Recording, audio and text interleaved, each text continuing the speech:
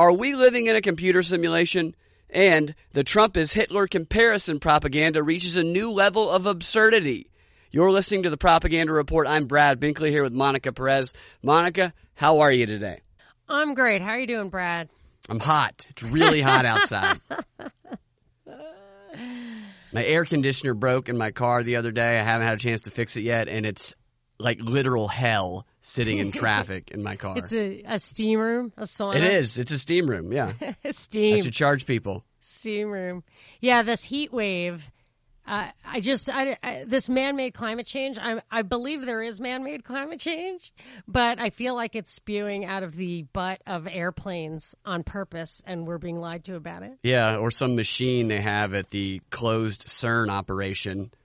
Right, or maybe they have like a center of the Earth facility that you get through to via the Antarctica portal. You know, the thing that stood out to me about the New Zealand story the most was that that is one of the, I think, handful of portals to get to Antarctica. Yeah, Antarctica is an interesting story. I don't know. There are definitely mysteries surrounding it. I don't know. I don't know what to think about it. If you listen, I was listening, just recently got turned on to the Higher Side chats. And I was listening to one of them about a guy who went to Antarctica. And I wish I could remember the details, but he just was like, there's something going on there and I'm going to go find out what. And he said it was an arduous journey and there was mystery at the other end. Did he have any answers? You know, I don't think so. Or maybe he was trying to sell his book or was in the second hour. I didn't have any major takeaway from that, except for the overarching secrecy. Maybe I'll listen to it again because that is interesting. And more news is coming out of New Zealand, which has an extremely low murder rate. How they took those people's guns away is, well, the power of the mass trauma event. Yeah, they had that story recently where the guy shot up a mosque. He shot a mosque. It was a couple days ago. He didn't kill anybody who was there, but he was clearly, if you look at a picture of him, the most stereotypical white nationalist-looking person in the world, and that was a featured story on CNN's homepage. At what other point in time would a shooting that nobody died at be the feature story on any news website, unless it's featuring a white nationalist person that you can make it appear as though this white nationalist meme is rising all over the world? Yeah, how many shootings happened on that day? And that's the one they featured. Yes, right. Was that the guy whose letter popped up on 4chan? I don't know. That's what I was talking about on your drive time prop. That today was that somebody got the New Zealand mosque shooter, which I thought was the original guy. What was the original guy killed in the act? And I can't remember. I can't remember either. All these shootings they run together. Yeah, I thought they showed him. You know, that's been a theme of them surviving. They've been surviving lately? Not all of them, but there has been more. It seems like more have been surviving than before. I remember a picture, I thought, where he was like kneeling down and there was some chick cop standing there, like totally looked like a women's prison warden and not SWAT guy, standing there with her gun pointing down within arm's reach of the guy on the ground. I'm like, gosh. That's how you're guarding this guy? Like, it just was such a weird picture, but that's what makes me think that he was actually apprehended. But there are stories coming out of New Zealand even now about all that. So obviously the Five Eyes are coordinating, which I had actually predicted a couple of years ago, and it just took some time to emerge, which is annoying to me because I want to be like, I predicted it, but after enough time passes, it's not that good. Yeah. Well, I found an interesting article in the New York Times. This is in the opinion section, but I thought it was worth talking about. And the title of the article is, "Are we living in a computer simulation? Let's not find out. Experimental findings will be either boring or extremely dangerous." And it goes on to say, in 2003, philosopher Nick Bostrom made an ingenious argument that we might be living in a computer simulation created by a more advanced civilization. He argued that if you believe that our civilization will one day run many sophisticated simulations concerning its ancestors, then you should believe that we're probably in an ancestor simulation right now. His reasoning: if people eventually develop simulation technology, no matter how long that takes, and if they're interested in creating simulations of their ancestors, then simulated people with experiences just like ours will vastly outnumber unsimulated people. Wow. That's mind-blowing. Yeah. And you totally would. Like, we're the Right. holodeck. Yeah. We're the historical, what do you call it now? Live action? Yeah, there you go. Dude, why do I have consciousness? How would we know, you know? I mean, I'm conscious of my own existence and only my own existence. And that might be what we were programmed to be conscious of. But consciousness. I mean, it always goes back to that, Yeah. in my opinion. Yeah. But that also reminds me of a higher side chat that I heard where the guy said, quantum physics has unequivocally proven there is no reality. I mean, that's another one. You got to kind of follow up on the higher side chat stuff because it blows your mind, and then your mind is sitting there on the sidewalk next to you, and you're like, what did he just say? Yeah, It's yeah. like humor. Like, I can't remember it because it blew my mind. Yeah, I don't find it too extraordinary, and I guess it would depend on how you define a simulation. But the article goes on to say that if most people are simulations, Professor Bostrom concluded, the odds are good that we ourselves are simulations. Our world would be just one simulation of many, perhaps part of a research project created to study the history of civilization. As a physicist and Nobel laureate, thank you. You're welcome. George- I'm a good pronouncer, Yeah. not a good speller. George Smoot has explained, if you are an anthropologist and historian and want to understand the rise and fall of civilizations, then you will need to make very many simulations involving millions to billions of people. That's so interesting because I've often thought that I read when I was younger, I was interested in life after death books, and I read some life after death books, and several of them, if not many of them, I think it was George Kennedy maybe, or George Anderson, I think, had the theme that you would die and there would be different levels of heaven, and like the scholarly people would be at the top, and so like the more you accomplish here on earth, maybe the higher level you get inserted in. The up scholarly there. people get the top? Well, that the people at the top were scholarly in appearance to the people who had died. They'd be like, oh, there are these people with the robes that are obviously more advanced than us. I think I'm imposing the word scholarly, but I always thought that if you really, and it would make sense that like the mysteries of the universe would be unfolded gradually, because if you just blink into an eternal situation where you get all the information immediately, unless you're of a completely different nature, we're not built to accept that. Like, that would be very boring to us, which is why like the Matrix makes sense. Like, we couldn't give you a perfect world because it makes sense. But I always thought if they're just out, if in heaven you're allowed to, I mean, these are a lot of assumptions and speculation stuff, but if you're allowed to think about, to amuse yourself, occupy yourself, or for the mysteries of the universe and humanity and divinity and stuff are there for you to unfold yourself, which I think may be a good interpretation of life on earth anyway, is that you're here to unfold the mystery. That's why God can't like come down and say, here I am. You're here to like unfold the mystery at your own pace, and then when you're finished, you die. That's a theory that I kind of like.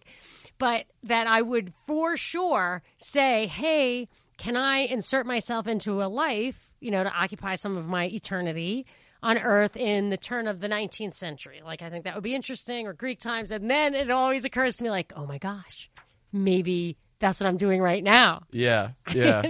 So for me, it's like a spiritual postulate, or I'm positing it from a spiritual sense. But if you want to make it a digital thing, then I mean, but that doesn't explain consciousness. Like, consciousness to me comes from another dimension entirely, like our ability to be self-aware in this way. We are, in a sense, electrical circuits kind of run through our brains to help us operate. So is my computer, and I don't think my computer has a sense of looking out that little camera. Or does it? Yeah, I mean, some people believe that objects do have a sense of themselves. I don't know that I buy into that. I mean, you got to figure there's some kind of force. I mean, that's separating those subatomic particles. That thing blew my mind. You know, the thing Yeah. that blows my mind most of all is that to take subatomic particles and to move one, and the other one does move without any time lag, even though they're separated by enough distance that you should be able to detect the time lag. So It's there's crazy. There's some Like, force. yeah. There's some connection. I don't know what it is, but I like that. That's why I listen to the higher side chat stuff. But I would say 75% of it, I'm like, Yeah. I'm not there yet. But it's really interesting. I find that stuff fascinating. I think that we don't have a clue in the grand scheme of things. I totally agree. And when people act like they have it all figured out. And those are I'm people just who like, think that we're conspiracy theories. Yeah. Like, that just cracks me up. Like, you don't even know what's happening at City Hall, like 1 mile from your house, and you think you know the nature of God, or even whether or not there is a God, you know, like, and you're telling me that I'm crazy to think that Stacey Abrams is a created person. Okay. Yeah, and people talk about aliens and stuff. And I don't think we would recognize an alien if it was looking us in the face. I don't think it might be in another dimension. It might be in a different form. The idea that we would recognize it stems from the idea that it would kind of look like us, or that it would look like life as we know it. But it does not necessarily going to be life as we know it, because we don't know it yet. That we're the masters of our own perception. Right. Yeah, there you go. There could be aliens right in front of us at this very second, and I don't think we would have a clue. I think there could be. Yeah, and if you think about a lot of the Christian doctrine, dogma, lore, I don't know, angels are interdimensional beings, or can be. And there's your guardian angel, there's, you know what I'm saying? Like, they say angels can appear, right? So that's interdimensional. Are by communicating, with prayer, I mean, that's a communication at a totally extra dimensional level. Although I heard Bishop Barron, that he did that Catholicism series when he was just Father Barron, he pointed out, he's like, they're saying that they can, like, put a chip in your brain and read it from far away or beam stuff up to a satellite. It's like, so why? So that, if you can conceive of that, why can't you conceive of prayer being a way to transmit communication? I thought that was interesting. I'm kind of intellectual when it comes to that stuff. It's hard for me to just, like, throw myself into faith, but it should stand up to intellectual scrutiny anyway. That should be enough. But anyway, let's see. Yeah. So the article goes on to say that in recent years, scientists have become interested in testing the theory. In 2012, inspired by Professor Bostrom's work, physicists at the University of Washington proposed an empirical experiment of the simulation hypothesis. The details are complex, but the basic idea is simple. Some of today's computer simulations of our cosmos produce distinctive anomalies. For example, there are telltale glitches in the behavior of simulated cosmic rays. By taking a closer look at the cosmic rays in our universe, the physicists suggested we might detect comparable anomalies, providing evidence that we live in a simulation. Similar experiments were proposed in 2017 and 2018. Professor Smoot captured the promise of these proposals when he declared, "You are a simulation, and physics can prove it." So far, none of these experiments has been conducted, and I hope they never will be. Indeed, I am writing to warn that conducting these experiments could be a catastrophically bad idea, one that could cause the annihilation of our universe. Think of it this way. If a researcher wants to test the efficacy of a new drug, it is vitally important that the patients not know whether they're receiving the drug or a placebo. If the patients manage to learn who is receiving what, the trial is pointless and has to be canceled. An interesting theory. Oh, my gosh. Oh, my gosh. Yeah, if we figure it out, then they'll turn us off. But we would never, no. But we would never accept it. It goes on to say, yeah, it might be true. If our universe has been created by an advanced civilization for research purposes, then it is reasonable to assume that it is crucial to the researchers that we don't find out that we're in a simulation. If we were to prove that we live inside a simulation, this could cause our creators to terminate the simulation to destroy our world. Dude, I think he got that from a Rick and Morty episode. Possibly. Do you watch Rick and Morty? Not very often. Oh, I've seen them all like 2 or 3 times already. I love them. But And I can think it's science fiction, and my husband's like, it's cartoons. Like, as I said, oh, my sister loves science fiction. I'm going to recommend it. He's like, no, you can't. No. She's not going to get it. Yeah. But there's one where the battery on Rick's spaceship is run by a little colony of like a whole planet worth of people, basically creatures he created that are basically slaves that generate electricity, and one of them evolves into like a little Rick character down there, and he figures it out. But he keeps them slaves ultimately, because if they stop generating the electricity, Rick will just throw the battery away. Yeah, yeah. So the guy's like, I figured it out. Like, they're going to be slaves forever. And anyway, not cool. Not cool. But it sounds like this guy was... Maybe he got it from Rick and Morty. It does sound like he's been watching. One might speculate that Rick and Morty got it from him. But yeah. I'm not sure about that anymore. Like, I just don't have a lot of faith. He goes on to say... Of course, the proposed experiments may not detect anything that suggests we live in a computer simulation. In that case, the results will prove nothing. This is my point. The results of the proposed experiments will be interesting only when they are dangerous. While there would be considerable value in learning that we live in a computer simulation, the cost involved, incurring the risk of terminating our universe, would be many times greater. Think of the genius of coming up with a theory that includes the impossibility or the dangerousness of ever trying to prove the theory. Yeah. I mean, right. I feel like there have to be implications to this new logical system where, somehow they're going to apply that to anti-conspiracy theory. I mean, it actually does remind me of stuff in Cass Sunstein's thing. It's like the more you argue against a conspiracy theory, the more they're going to think that you're part of the conspiracy theory. Well, the suggestion here is to not pursue this. Yeah. And I wonder if there's going to be more articles, because I was surprised to see an article about simulation theory in the New York Times. Yeah, I mean, now that you're talking about it, and especially that it's in the New York Times. Was it in the Science Times on Tuesday? Maybe. Yeah. But I mean, regardless, it probably wouldn't be there if it didn't have a reason. He wraps up the article as saying, consider the following hypothetical proposal for an experiment at the Large Hadron Collider, the world's largest particle accelerator. This experiment is unlikely to succeed in producing an interesting result.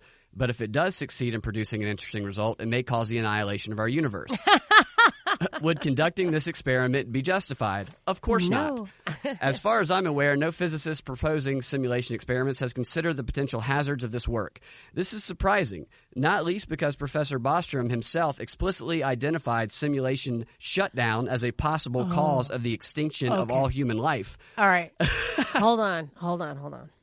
Whatever they're doing would probably reveal something so profound about the nature of reality that it would change the hierarchy.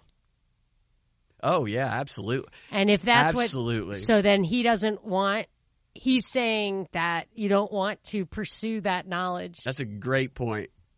Yeah, if you realize the people in power don't really hold the power. Or whatever it is. Yeah. I mean, what if energy, which is emerging in the kind of alt science world as the critical factor, what if energy or electromagnetism or whatever, what if Tesla's secrets are on the other end of that, Yeah, there free you go. energy, like, you don't know. I mean, for him to say, like, he could destroy, it's the omega-13. I've been blowing people away with the fact that, I know people who listen to our show know this, that Trump's uncle got Tesla's papers and then he ended up using it to develop weapons technology with the British during World War II. I didn't see that. Yeah, I show people the article, the archive articles that has his picture, and there's one article that actually credits him with curing cancer using Tesla's machine. But the application of the super weapon thing, you're saying? I don't know if it's a super weapon. Tesla's stuff that I've heard mixed answers about, like the free energy stuff in Russia. Either it started blowing stuff up or whatever. I don't know. So I'm really interested in what the application of some of the Tesla stuff that he didn't get to apply Oh, yeah. What the implications are. So if you send me the links, I'll stop saying, really? What? Really? What? Yeah, I'll send it to you. Which I say every time you say that. I'm like, what? Well, the article wraps up with him saying, if they do these experiments, the results will be extremely uninteresting or spectacularly dangerous. Is it worth the risk? Nice little. I say, don't go there. Go for it. Let's plunge in. F it. That's like the Ren and Stimpy. Like, if you press this button, what will happen? Yeah. Maybe something good. Yeah. Maybe something bad. But you're gonna push the button. Well, they're gonna push the button. Galaxy Quest, the Omega 13. Did you see Galaxy Quest? You've told me about it. Oh, it's so good. Well, or whatever. I loved it. But the Omega 13 is worth watching. I think it's a great movie. Yeah. So anyway, the Omega 13. So I thought that was an interesting article. I like thinking about simulation theory. I think it's interesting. And I recently watched The Matrix again. I didn't really pay much attention to it when I was a kid. So I watched it again the other day, and I've been thinking about Matrix theory a lot, especially with the way they're trying to get us all hooked into the grid with 5G. I mean, 5G is like a matrix within a matrix. That is, if we are in a matrix. The Matrix, see the stuff that's out there, Minority Report, The Matrix, I mean, that stuff is not created for, they're not daring to, they're not doing that for us. It's not just some creative endeavor, in my opinion. It's predictive programming. It's stuff that gets you used to new ideas. And I think if you look at the older stuff, you can prove it. But the newer stuff, they don't, but it's just whatever. It's no coincidence that stuff has applications in the near future. So before going into 8 ways to stay ahead of influence operations, I have some somewhat breaking news that I feel like we should comment on. Okay. Stacey Abrams is not running for president. Instead, will focus on voter protection, but says she is more than open to being somebody's running mate. So I have to say that I will 100% believe she's not running when she becomes someone's running mate. Right. And even then, if I were the running mate, I would definitely get a Kevlar vest and helmet. Yeah. Yeah, exactly. I mean, I just wouldn't. I'm not believing it until Trump swears in for a second term. But Trump, I can't help but think that the Democrats controlling Congress and the Senate with no filibuster or whatever, and Trump just signing every single thing that comes across his desk is what they're really after in the next presidential cycle. So I have a hard time reconciling my belief that she is the chosen one and that she is going to run with my gut that they need, that this Trump thing is just going too well. Yeah. Well, they left it open for her running next time. Yeah, I mean, that's the only thing I'm thinking is that if she I don't think they're going to waste her on a losing, Hillary, yeah, you can waste. She's old. She wasn't really, she was never much of an elected official in the first place. So they could expend her as a throwaway candidate. I don't get that feeling with Stacey, and I do not feel like you get to lose and run again anymore in this day and age. I think in the old days you could, but yeah. So that is the only thing that I think, and her being a running mate makes sense because it would give her all that exposure. So who's my prediction? It's either, in my opinion, it would have to be Joe Biden or Pete Buttigieg. Those are the two dudes that really have a chance. Well, I don't think she can be Kamala's running mate. Kamala, I just don't see how Kamala can actually run with this Knights Templar thing out there, and it's actually gotten a little bit more exposure. It just seems ridiculous for her to actually run. Yeah. Well, here's the thing that just doesn't. I think a narrative that might make sense would be Joe Biden's just hamming it up. He said that he was vice president during Parkland, when Parkland happened, and the kids came to the White House. Yeah. Did you hear that? She said what now? Joe Biden said he remembers after the Parkland shooting when he was vice president and those kids came up to the White House. Did you hear that? I did hear that. Yeah. I mean, it's just preposterous. He's ridiculous. It's dumb. So it's so ridiculous. It's hard to believe he would actually be able to win the nomination. But the way I guess I could see a narrative unfolding is Stacey Abrams is in the wings of this guy who's this incompetent dinosaur has-been who lost spectacularly, and everybody knew that if they just flipped the ticket, it would have worked, and blah, blah, blah, but he had seniority, and she didn't, and blah, blah, blah, and then that would tee her up to beat Trump in the end. You know, they give you such power, like Hillary. Hillary should run again because we need to exonerate her, you know, that kind of thing. Because they need to exonerate her? You know, exonerate her from, or vindicate her.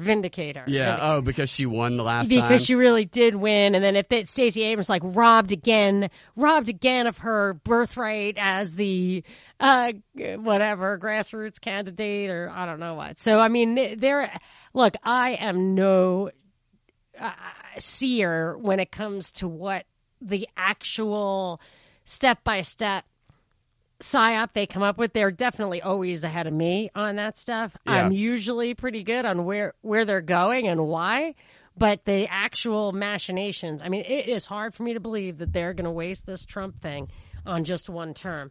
But it's hard for me to believe they're going to waste Stacey Abrams on a has-been. Right. And that was something that was the hang-up I had on it, too, is I think they want Trump to win, but I don't think that they want Abrams to be a two-time loser, although her losing the election for governor has done nothing but help her. Yeah. It's done nothing but raise her prominence. The imaginary governor. And people at her she was doing a speech the other day, and she was like, I am not technically governor. And somebody in the crowd goes, yes, you are. Yes. I mean, she has her people mind controlled, and the way she's meeting with these candidates and the way she's talking about what they need to do and what they need to talk about, at least the way she's presenting herself as though she's the one dictating what they're going to do, as though she's choosing who she's going to run with. Playing that role the way Trump played it in The Apprentice. Yes, she kind of is. Yeah. So we'll see what happens on that. I have no problem admitting that I was wrong if she does not run, and maybe she. Yeah, I mean, go ahead, but like I'm not admitting it yet. Also, but the point is, the more important point is that it is clear. I think that the takeaway, the tactics aren't really important to me.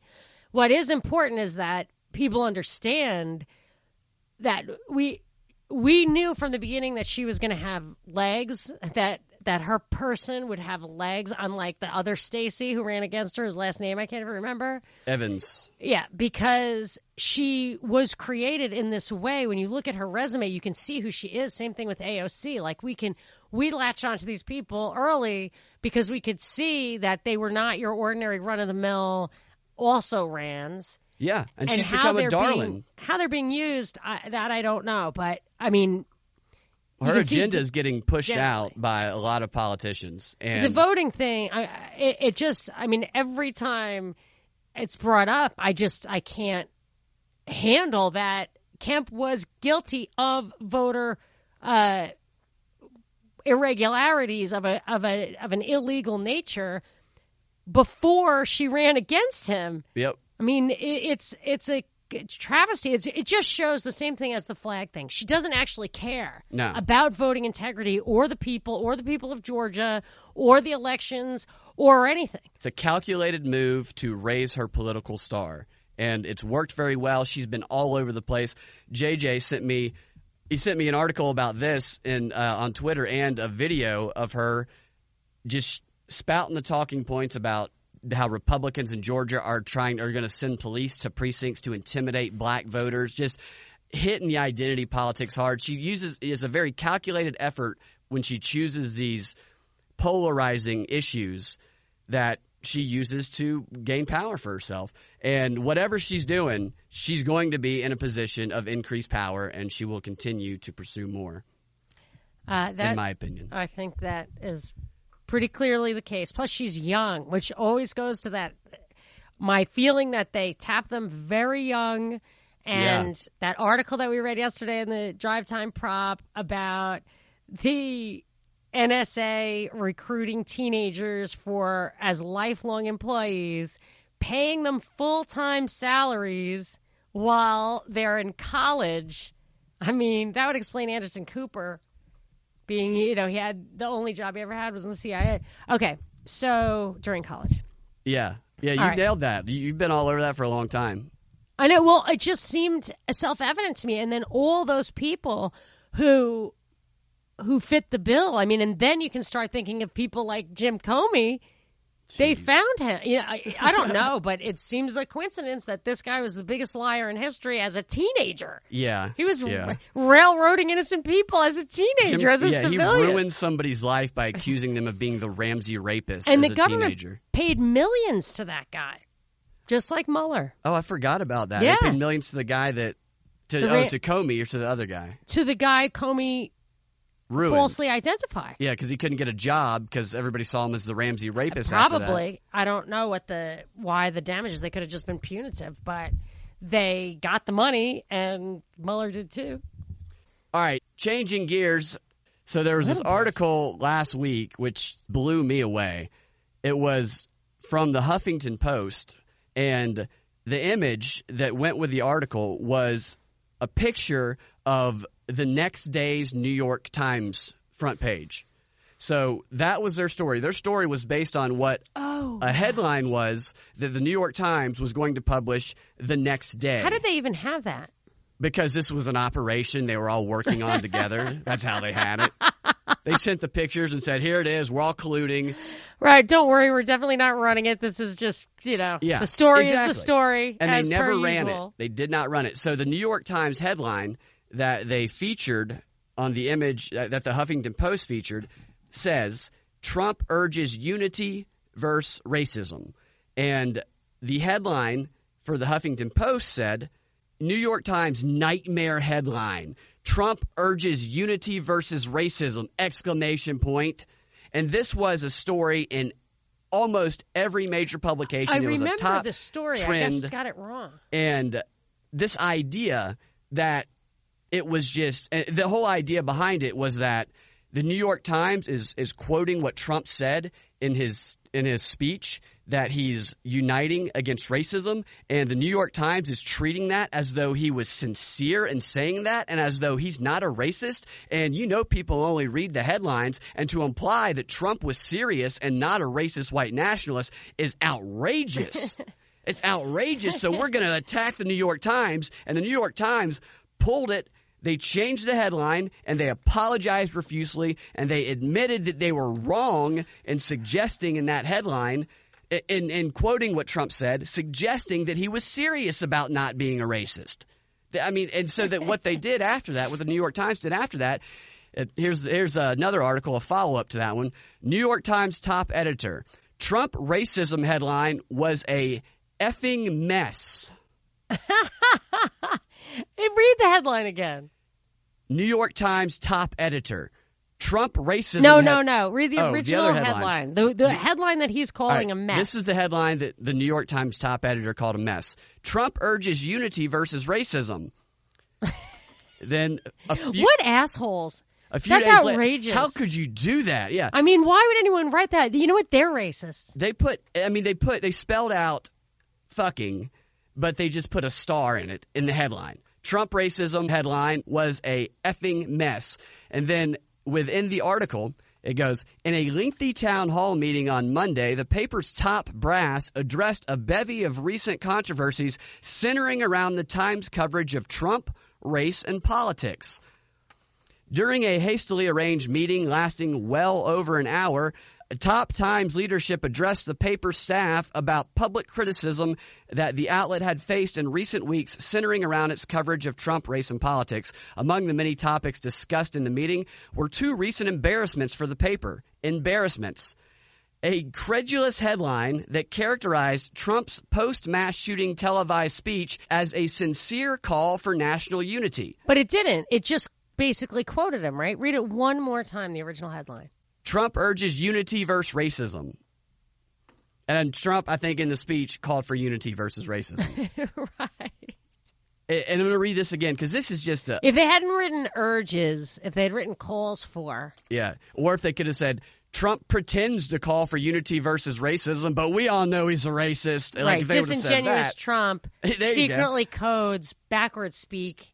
Yeah, that would have been they would have gotten That would have praise been for that factual one. reporting right there. So to read this again, among the topics discussed were 2 recent embarrassments, a credulous headline that characterized Trump's post-mass shooting televised speech as a sincere call for national unity, and to a lesser degree, the Twitter behavior of Times deputy Washington editor Jonathan Wiseman. I'm not sure what happened there. But also on the agenda was and this is the point here, because this has been a topic of like every CNN panel discussion for the past 2 weeks. Also on the agenda was discussion of when to use labels like racist in Times stories, and the paper's decision several years ago to dispense of the public editor position, that is, the independent in-house critic whose role it is to assess Times journalism on a daily basis. So they got their critic out of there, so they don't need anybody saying, you guys are spreading propaganda. They're definitely spreading propaganda. Most of the meeting focused on the outrage over the headline last week following multiple mass shootings, including one in El Paso that authorities have said was seemingly motivated by racial hatred. The headline, which proclaimed Trump urges unity against racism, faced criticism both outside and within the paper among those who said the publication was papering over the president's history of racist comments and how Trump seemed to focus on other issues, including violent video games, more than racism and xenophobia. He's sick. He feels terrible, Banquet said of the person who wrote the offending headline. So the person who wrote it just feels sick and terrible. The Trump presser after that was shockingly in line with what Democrats were calling for him to do. Yeah, it was. Right before he came out, they said he needs to make a clear line that he stands against racism. And he did. That's what he did. It was surprising. Yeah. It was surprisingly conciliatory and sensitive. And that's the thing, though, is it doesn't matter. Of course. Like, I want to ask people who are on the left, what would Trump have to do? I want you to lay out, paint a picture for me of what he would have to do to prove to you that he is not a racist. Resign. I think their answer would be there's nothing he can do. Yeah, because it's not possible to not be a racist when you're a racist. He's a white, privileged, rich man. He was born racist. He is a white privileged. I seriously think the answer to that question would be there's nothing that they can do. And when that's the case, then you're no longer involved in an intelligent discussion when that's the case. All right. And the top editor reiterated the headline was a mistake. It was a fucking mess, he told the staff, but joined other newsroom leaders in cautioning the staff not to overreact to Twitter comments about the paper's editorial decisions. Banquet said the paper shouldn't allow itself to be edited by Twitter outrage, even though it was. And they used to have an editor that was basically editor to prevent Twitter outrage, and now they don't. So obviously they... Last week's headline reignited an ongoing media discussion both inside and outside the paper about how to properly cover Trump's racist statements. And I've been seeing There was nothing racist about that. Yeah, that racist statement where he called for unity against racism. Really what did. A racist statement. It was unequivocal. It was uniquely unequivocal for his statements. So I've seen this, especially on Don Lemon CNN Tonight, all week, and on Brian Stelter of Reliable Sources, most unreliable source in media, where the whole premise is, let's be clear, the fact is that Trump's statements are racist. And this is a fact. This isn't open for debate. This is not like an opinion. They even say that. I heard them say that on CNN. This is a proven fact that Trump's statements are racist and that Trump is a racist. And then the next question is, are you a racist if you vote for Trump? And people are like, I don't know how you can not be. Let me ask you a question. Did you hear Rush today? No. He said the weirdest thing about Don Lemon in this weird thing where he sexually harassed a bartender. I'd heard something about that story a while ago. Rush just said over and over again, Don Lemon paid lip service. You know what I mean? Paid lip service. And I'm thinking, what is he talking about? I didn't get it. Anyway, I don't know if there's a way to go back to Rush, but I'd be curious to know if you could interpret he didn't that. Elaborate on what the incident was? He elaborated on the incident, but he kept making this reference to lip service, and I couldn't figure out what on earth he was trying to get across. You think he was making some sort of innuendo? I guess so. But anyway, the point was, or the story was, Don Lemon said to the bartender, he Don Lemon this is the accusation, that Don Lemon put his own hand down his own pants and said to the guy, Rush said, I'm not going to say the words, do you want P or do you want D? And he said, what he meant was, do you like vagina or do you like penis? Yeah. Okay, Rush, thank you. Thanks for that. So I had to wash my ears out after that episode. He just clearing everything up for everybody listening. Yeah, I hate it when, like, the mainstream guys, like when Erickson said that stuff about Megyn Kelly and everything. I was just like, dude, I'm with my kids and you're saying weird, gross stuff, and it's just bumming me out. Yeah. Anyway, all right. What's the next article? This next one is actually a book that this article is about. Leading civil rights lawyer shows 20 ways Trump is copying Hitler's early rhetoric and policies. The author is one of America's top civil liberties lawyer, and he questions whether the federal government can contain Trump and the GOP power grabs. The author's name is Bert Newborn. So this fits in that theme that we talked about recently of the Hitlerization, the continued Hitlerization of Trump. And you think they're painting him to be a Hitler-like figure for all history. Yes, I remember the day. I remember where I was. I was pulling out of my driveway, and it was maybe the first time that Trump was on Alex Jones during his campaign, which was shocking to me that he went on the Alex Jones show. And I remember he said something about trains running on time or something. There was something that he said, and I said, oh, my gosh. Nazis said that. Like, what the heck? And I was like, oh, my gosh, And then right from that moment on, he started being painted as a Nazi. He was not painted as a Nazi or a fascist or anything like that before.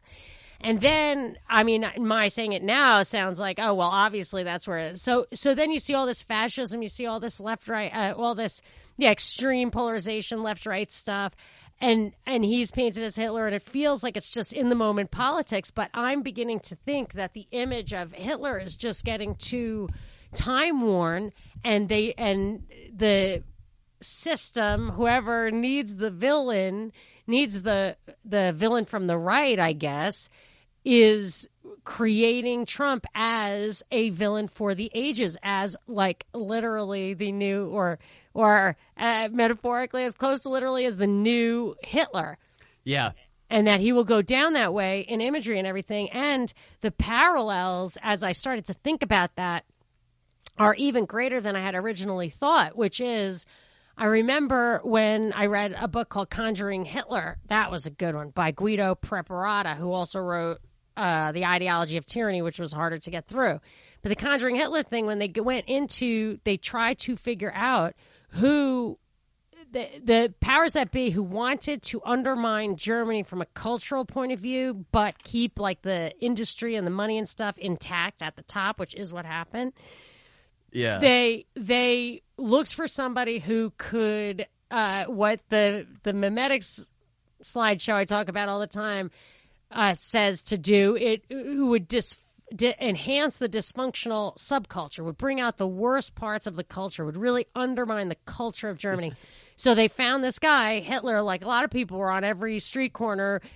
That's how they were in pubs and brew halls and stuff, making their positions of socialism, communism, whatever.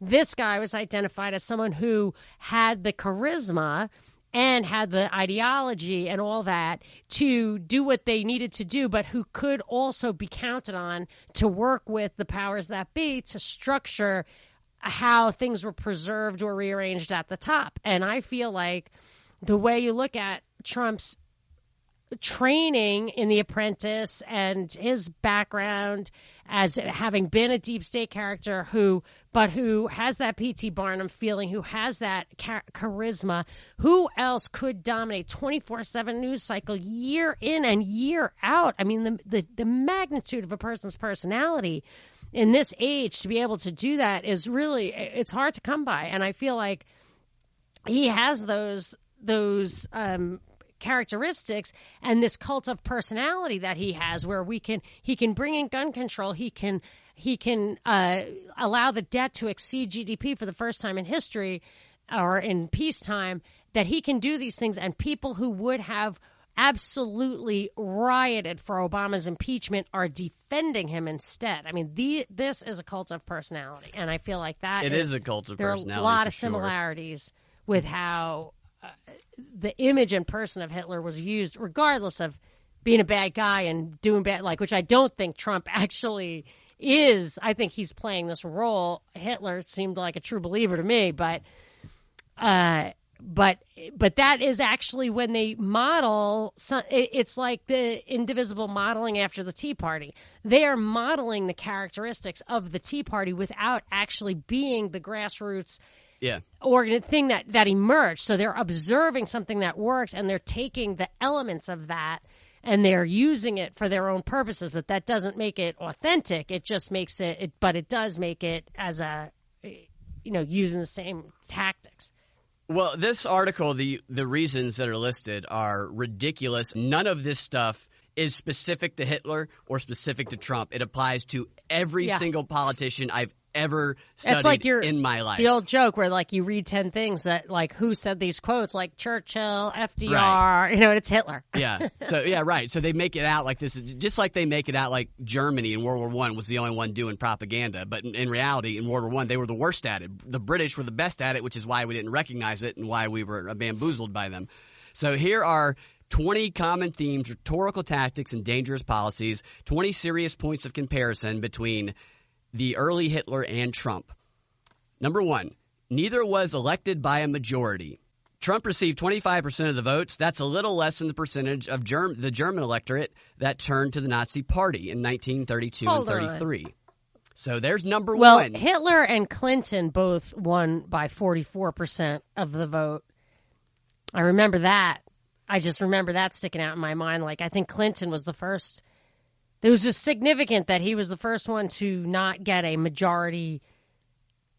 Yeah, so there we go. Of I don't even know if he got a majority of the Electoral College. Yeah, we already have Clinton. So Clinton also falls into that category. Clinton and Trump. Mm-hmm. Number 2, both found direct communication channels to their base. Now I'll stop right there and say every politician who has ever existed has found a direct communication channel to their base, yet they act like only Trump and Hitler did this. This is what they say about that.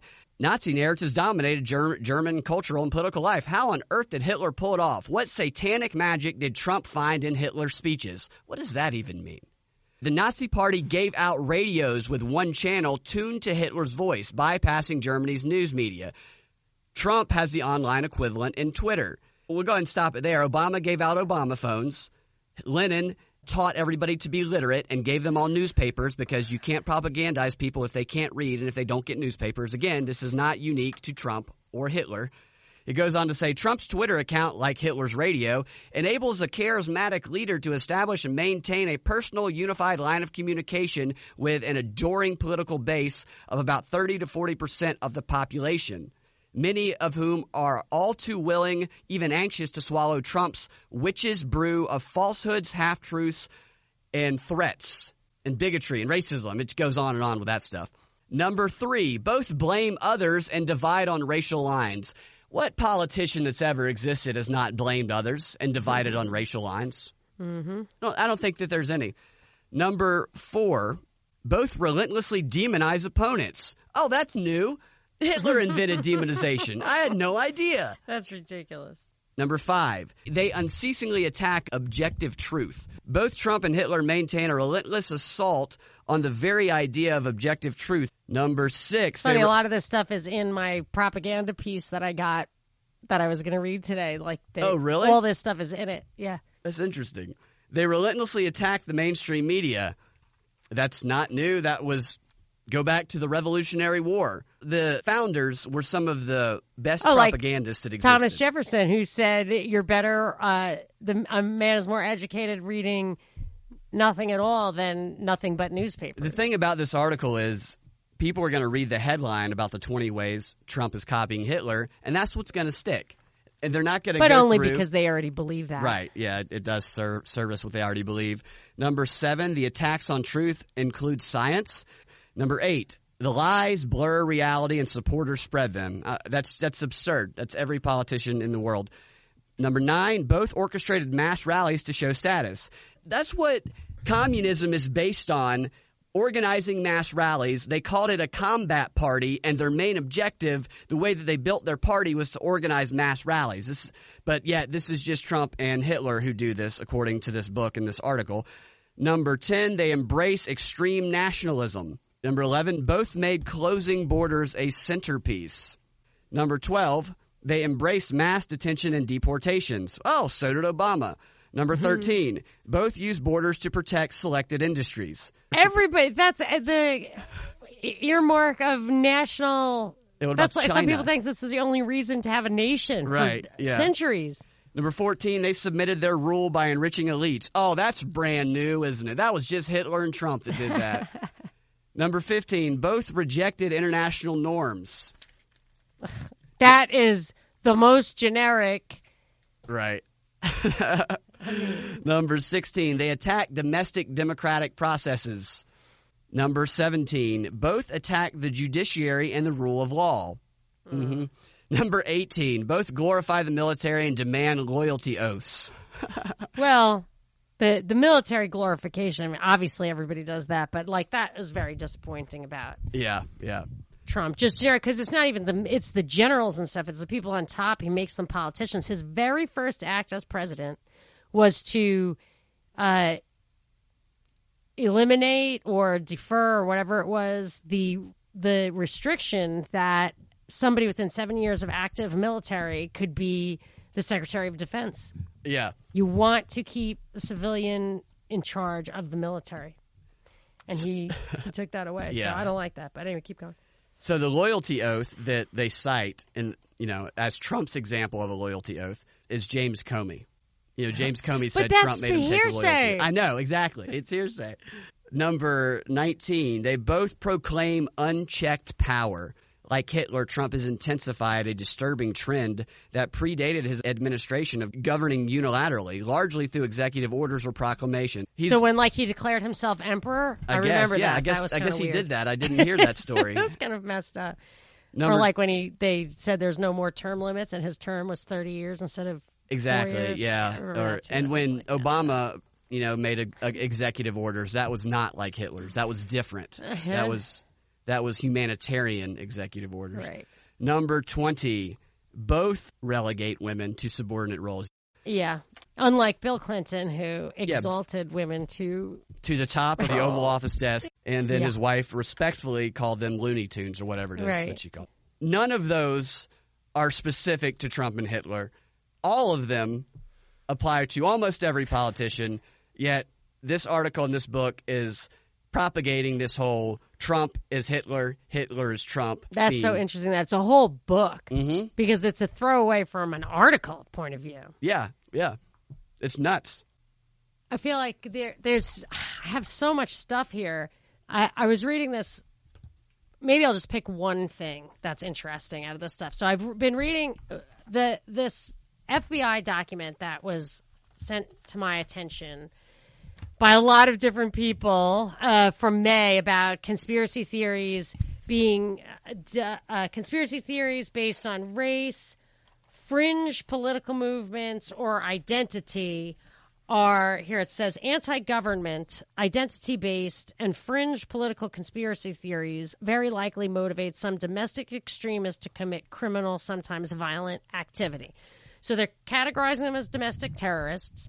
And then in the Wall Street Journal this weekend, they said, all the civil liberties we told you that we were suspending when it came to foreign actors, Guantanamo, the FISA court, metadata collection, wiretapping, all that stuff that we said, don't worry, we're only using them against other people, non-American citizens, even though sometimes when those people came to this country, they are covered by the 14th Amendment.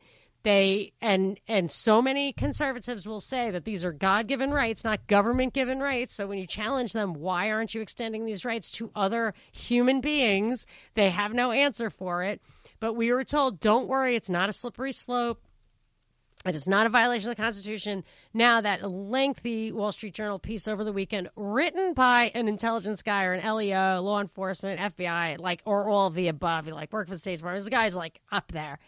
And it just says, we have to treat domestic terrorism like foreign terrorism and suspend all these civil liberties, engage in mass surveillance, censorship, manipulation, all that stuff. So because these people do not rise to the level of having civil liberties because they're, quote, terrorists. But if you think about when they were telling us about the terrorism and why we needed all this stuff and why we were going to invade foreign countries and bring the FBI to Afghanistan, which Putin reprimanded us for, and Mueller is the one who did it after 9/11 as the head of the FBI, internationalized our law. They said the reason was those countries are so dysfunctional they can't control their own criminals. Now, of course, Ron Paul was widely mocked by saying, yes, they're pirates, they're privateers. He didn't say that, but he said we have ways of dealing with international criminals. It's called letters of marque and reprisal. That's how we should have gotten Osama bin Laden. There's no reason to have an endless war, a borderless war.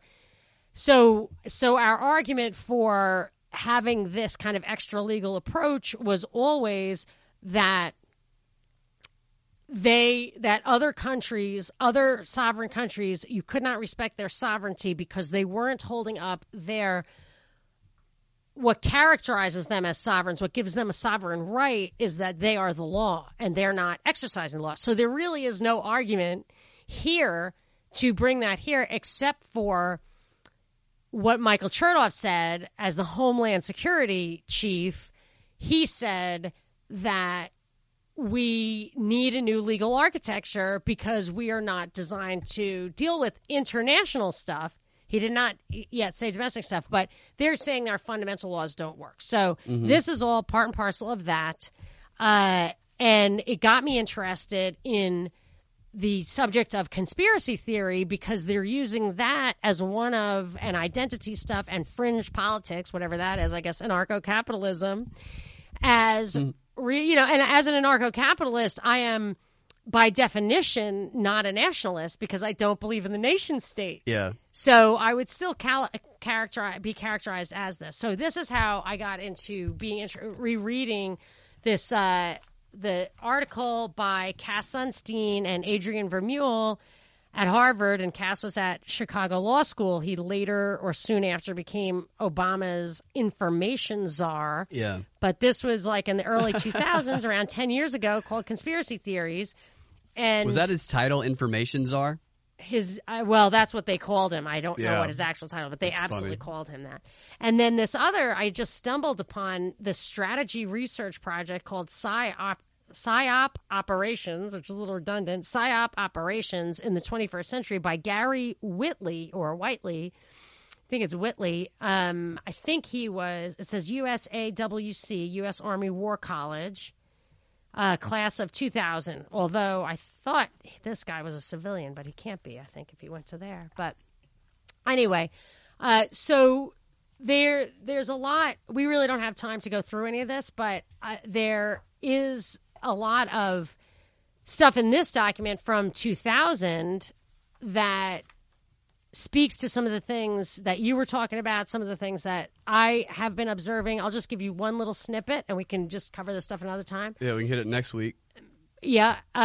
This says in this document from 2000, this says the influence of the group on communication is extremely important to PSYOP. PSYOP programs must be designed to communication directly to the individual, not as isolated entity of society, but rather an integral part of an active social environment. Here's the kicker. It says, this being the case, PSYOP intelligence and information gathering programs should not organize the collection of data as if each member of the target audience is isolated and in a sterile environment, but as a matter of a group. Man's attachment to these groups are significant. Yeah.